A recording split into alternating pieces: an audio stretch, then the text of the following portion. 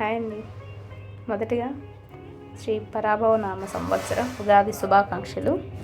ఈరోజు అయితే మొదటిగా ఉగాది పచ్చడి అయితే చేసుకున్నాము. ఈ ఉగాది పచ్చడికి కావాల్సిన పదార్థాలన్నీ ఇలా తీసి పెట్టుకోవాలి. మొదటిగా కొంచెం చింతపండు నీళ్ళలో పెట్టుకొని నానబెట్టుకొని ఇలా పిండి అయితే పెట్టుకోవాలి. దాని తర్వాత కొంచెం బెల్లం, కొంచెం మిరియాల పొడి, కొంచెం వేపాకు పూతను కూడా కడిగి పెట్టుకోవాలి. తర్వాత అయితే ఈ మామిడి ముక్కల్ని కట్ చేసి ఇలా పెట్టుకున్నాను. తర్వాత కొంచెం సాల్ట్, ఇదంతా తీసి పక్కన పెట్టుకున్న తర్వాత దీనికోసం ఇదైతే ఈ మిశ్రమాన్ని మిక్స్ చేసుకోవడానికి ఒక పెద్ద బౌల్ అయితే తీసుకుంటున్నాను.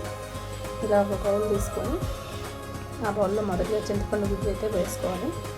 ఇలా నేను పిండి పెట్టుకున్న చింతపండు గుజ్జుని అడుగున ఏమైనా ఉంటాయని చెప్పి కొంచెం తీసి పక్కన పెట్టుకుని, దీని తర్వాత బెల్లం, దీని తర్వాత పెప్పరు, 2 మిరియాల పొడి, దాని తర్వాత ఉప్పు, ఇంక ఇలా ఒకటొకటి దాని తర్వాత ఒకటి ఎన్ని కావాలో అన్నీ చూసుకొని వేసుకోవాలన్నమాట. క్వాంటిటీని బట్టి ఇలా కట్ చేసుకున్నవన్నీ అందులో వేసుకున్న తర్వాత అన్నీ ఒకసారి మిక్స్ చేసుకొని దాంట్లోకి మనకి ఎన్ని వాటర్ కావాలో అన్ని వాటర్ అయితే మిక్స్ చేసుకొని చూసుకోవాలి.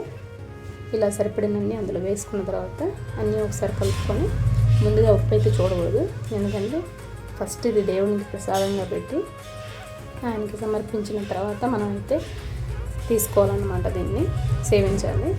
ఆయన ప్రసాదంగా తీసుకున్న తర్వాత దీంట్లో ఏదైనా తగ్గితే మళ్ళీ కావాలంటే మీరు వేసుకోవచ్చు, యాడ్ చేసుకోవచ్చు. ఇలా పెట్టుకున్న తర్వాత పూజ అయితే చేసుకున్నాను. పూజలో ఇది పెట్టుకున్నాను, కానీ అది పెట్టుకున్నప్పుడు నేను వీడియో అయితే తీయలేకపోయాను, కాబట్టి పూజ ఎలా వేసుకున్నానో చూపించాను. అంతే అండి. ఇలాంటి మరిన్ని వీడియోస్ కోసం మన ఛానల్ని సబ్స్క్రైబ్ చేసుకోండి. వీడియో నచ్చితే లైక్ చేసి షేర్ చేసి ఇది మీకు ఎలా వచ్చిందో కామెంట్ చేసేయండి.